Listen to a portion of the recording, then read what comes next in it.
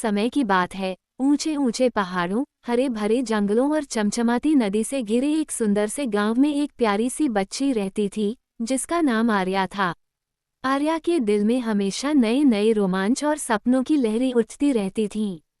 दिन में वह तितलियों के पीछे दौड़ती, पेड़ों पर चढ़ती, नदी किनारे बैठकर पानी में पत्थर उछालती और रात में अपनी दादी से कहानियां सुनकर मीठी नींद में खो जाती थी। एक दिन दादी बहुत बीमार हो गईं। उस रात उन्होंने कहानी सुनाने की कोशिश की, लेकिन उनकी आवाज़ धीमी हो गई। आर्या बिस्तर पर लेटी रही, लेकिन नींद उसकी आंखों से कोसों दूर थी। बाहर आसमान में चांद गोल और उजला था, जैसे चांदी की थाली टंगी हो। हवा में फूलों की महक थी और कहीं दूर से पानी की कलकल सुनाई दे रही थी। आर्या धीरे से उठी, अपनी नन्ही लाल चप्पल पहनी और घर के पीछे वाले जंगल की ओर चल पड़ी।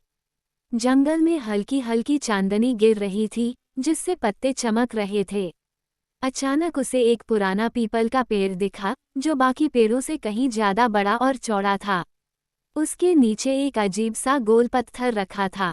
पत्थर पर जैसे ही चांद की किरण पड़ी, वह चमकने लगा। आर्या डरते डरते पास गई और पत्थर को छूते ही उसके सामने एक दरवाज़ा उभर आया। दरवाज़ा सुनहरे रंग का था और उस पर नन्ही नन्ही घंटियां बंधी थीं, जो हवा से बज रही थीं। आर्या ने धीरे से दरवाज़ा खोला। अंदर एक लंबी, टेढ़ी मेढ़ी सुरंग थी, जिसकी दीवारों पर रंग बिरंगे फूल खिले थे और हर फूल से हल्की रोशनी निकल रही थी। अचानक एक नीली तितली उसके सामने आ गई, जिसके पंख पर छोटे छोटे सितारे चमक रहे थे। तितली ने मीठी आवाज में कहा, आर्या, मैं तुम्हें जादुई बगीचे में ले जाऊंगी, लेकिन वहां पहुंचने के लिए तुम्हें 3 सवालों के जवाब देने होंगे। पहला सवाल था, दुनिया की सबसे कीमती चीज क्या है?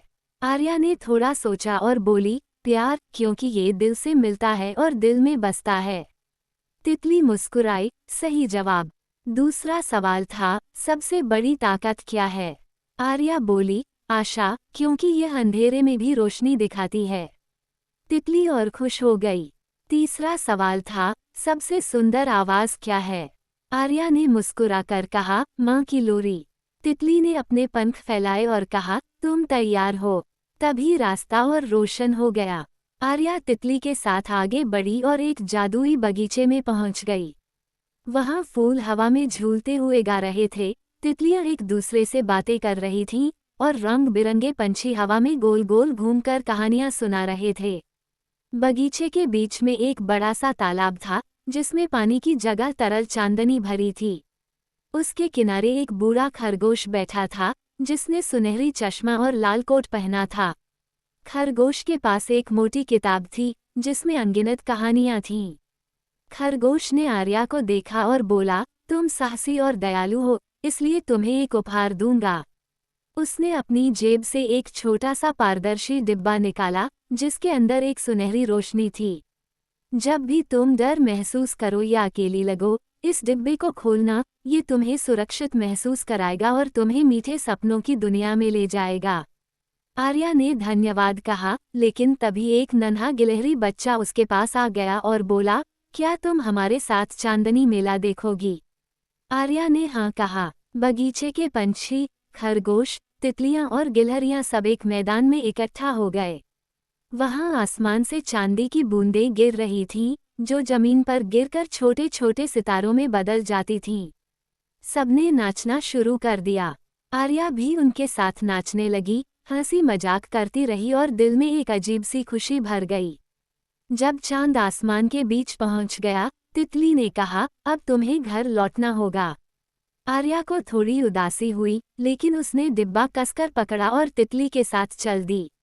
जादुई रास्ता फिर उसी पीपल के पेड़ के नीचे खुला और वह धीरे से बाहर आ गई।